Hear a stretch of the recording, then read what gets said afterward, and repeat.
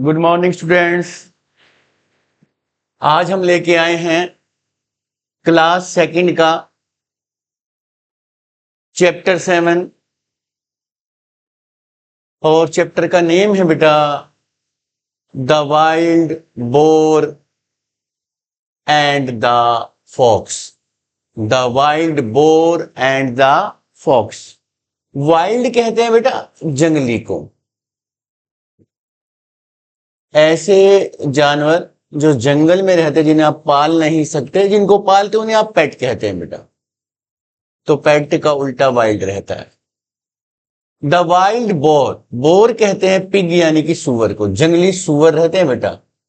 जो हम यहाँ पे देखते हैं अपनी गलियों में वो नहीं बेटा, वो जंगली सुअर होते हैं, बहुत भयंकर, बहुत बड़े होते हैं। एंड द फॉक्स, फॉक्स के बारे में भी हम थोड़ा सा जानकारी लेंगे बेटा। बचपन से कई बार हमें पढ़ाया जा रहा है कि फॉक्स मीन्स लोमड़ी। तो फोक्स बेटा लोमड़ी नहीं है, ये स्त्रीलिंग नहीं है। बहुत बड़ी गलती आ रही है जो इंग्लिश के अंदर, ये स्त्रीलिंग नहीं है, ये पुल्लिंग है, लोमड़ बेटा। और जो लोमड़ी होती है उसे आप विक्सन बुलाते हैं। तो इस चीज को भी याद रखना है बेटा। The wild boar and the fox, जंगली सुअर और लोमड़। देखते हैं क्या हुआ इस कहानी के अंदर। इंट्रोडक्शन है, suppose you have gone to write your exam paper with one pen. मान लेते हैं हम, सपोज करना मतलब मान लेते हैं। क्या मान लेते हैं? कल्पना कर रहे हैं। यू हैव गॉन, आप गए हो, to write your exam paper, लिखने के लिए जो आपका एग्जाम था, विद वन पेन। क्या आप एक ही पेन लेके गए हो एग्जाम में? Your pen went out of order. Went out of order का मतलब खराब हो जाना, खराब हो गया। और पेपर में ही वो पेन क्या हो गया बेटा? खराब।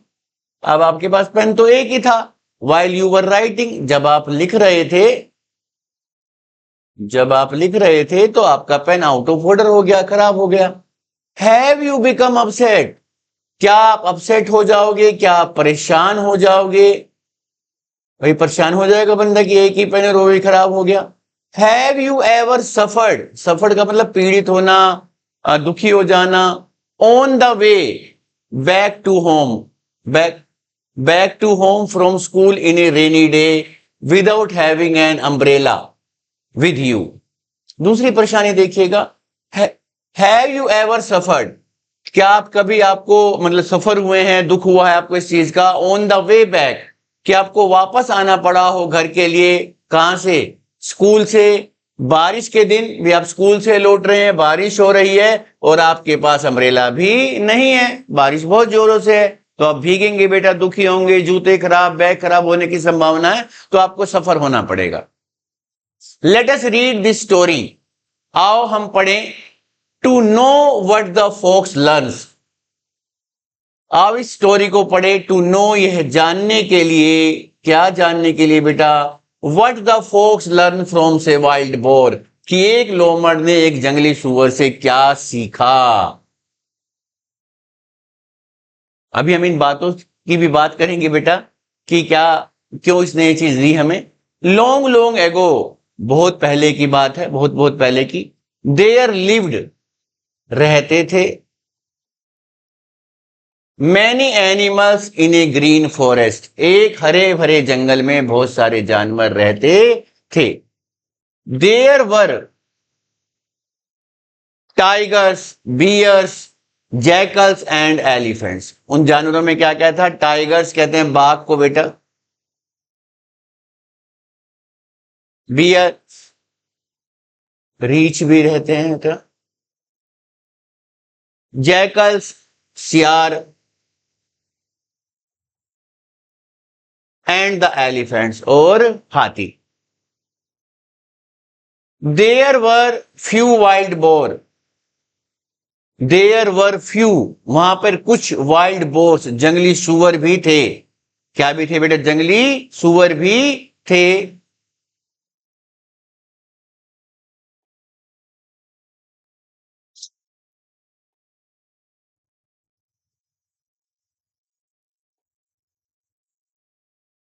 One of these boars was mister Hachi. One of these boars, इन जंगली सुअरों में से, जो कुछ सुअर थे उनमें से एक का नाम था मिस्टर हाची। क्या नाम था बेटा? मिस्टर हाची। He was a fine wild boar, वह एक बढ़िया, मतलब शरीर से गठीला, मजबूत, फाइन, बढ़िया, वाइल्ड बोर, वह एक बढ़िया जंगली सुअर था। And he like his brother and sisters boars had two fine white tusks. Tusk कहते हैं दिखाने वाले दांत। टीथ हैं आपके तो बेटा, जैसे हाथी के अगले हिस्से में दांत होते हैं ना बेटा दो, उन्हें टस्क्स बुलाते हैं।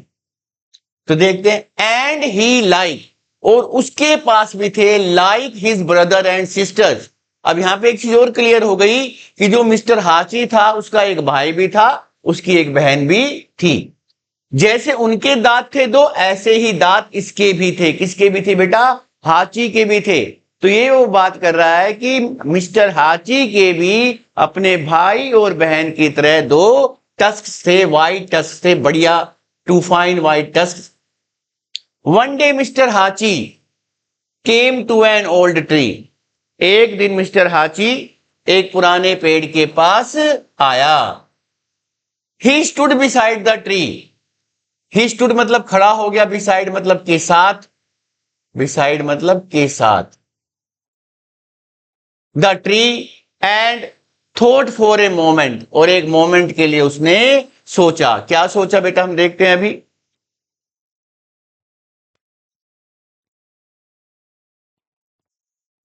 क्या सोच रहा है बेटा खड़े खड़े? दिस विल डू नाइसली, कि यह बढ़िया काम करेगा। अब वो मन ही मन बेटा बड़बड़ा रहा है, उस पेड़ के पास आया और सोच रहा है कि यह बढ़िया काम करेगा। क्या बढ़िया काम करेगा भाई? क्या सोच रहा है ये? ही सेड टू हिमसेल्फ, उसने अपने आप से कहा भाई ये बढ़िया रहेगा, ये बढ़िया काम करेगा। There is a hard bark. Hard bark, bark कहते हैं बेटे छाल। छाल क्या होती है? मान लीजिए कोई ट्री है आपके पास, यहां बना देता हूं मैं एक ट्री, ये ट्री हो गया। तो जो ये बड़ा वाला मोटा हिस्सा है बेटा, ये वाला, इसी को आप कहते हैं स्टेम, तना। कई बार इसके ऊपर से सफेदे के पेड़ में पतली पतली सी परत आ जाती है बेटा इसके ऊपर, उसको आप उपाड़ भी सकते हो, लेकिन टाइट हो जाती है कुछ पेड़ों में, बहुत ज्यादा, बहुत सख्त होती है। तो जो ऊपर की लेयर होती है इसे क्या कहते हैं आप? बार्क। तो स्टेम तो बड़ा हिस्सा हो गया बेटा, पेड़ का पार्ट है, और उसके ऊपर जो एक पतली लेयर आ जाती है जो कई बार बहुत हार्ड हो जाती है, उपड़ती भी नहीं है, बहुत सख्त होती है, तो उसे क्या बुलाते हैं हम? बार्क। तो वो क्या कह रहा है कि there is a hard bark on this tree, इस पेड़ पर तो मजबूत छाल है।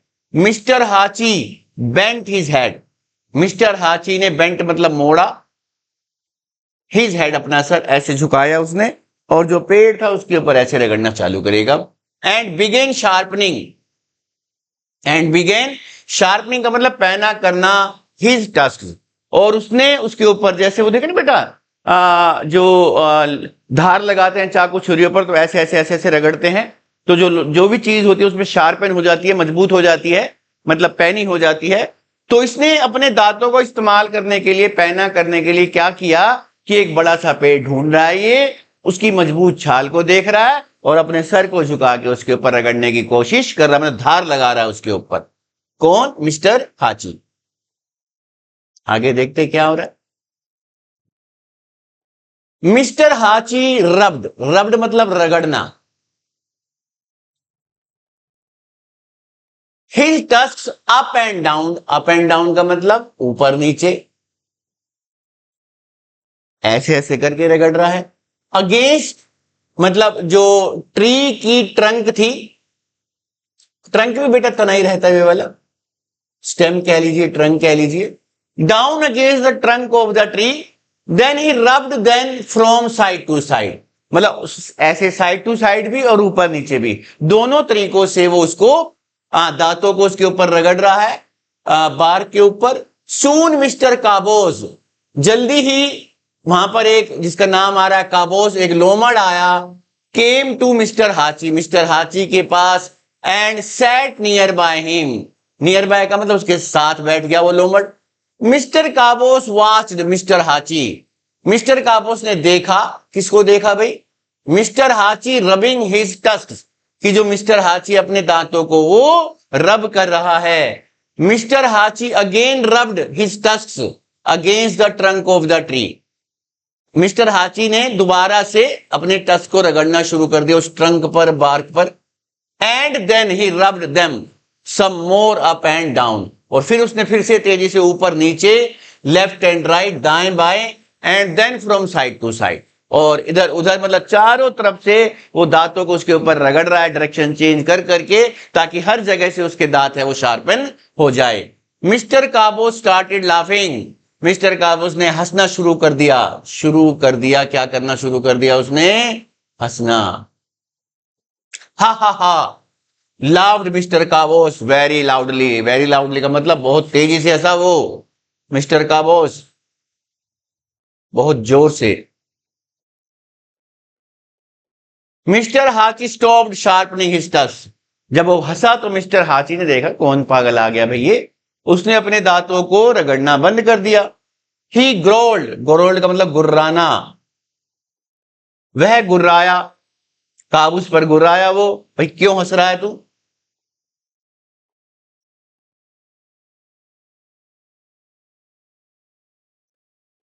Y are you laughing? Why means क्यों, क्यों हंस रहे हो तुम? मिस्टर काबूस, मिस्टर काबूस तुम क्यों हंस रहे हो? Asked mister Hachi. Mister Hachi ने पूछा। Well replied the Kaboos. Kaboos ने जवाब दिया, I am not able to understand, कि मुझे समझ नहीं आ रहा, मैं नहीं समझ पा रहा हूं। समझना, अंडरस्टैंड का मतलब। वट यू आर डूइंग, तुम कर क्या रहे हो? Do you have a brain, क्या आपके पास दिमाग है? ऐसे ही मतलब सर को रगड़ रहे हो, दांतों को रगड़ रहे हो। आस्क्ड हाची। हाची ने कहा कि क्या तुम्हारे पास दिमाग है? Yes I have. काबोस ने कहा हाँ मेरे पास है भाई दिमाग। तो अब क्या बात हो रही है देखो।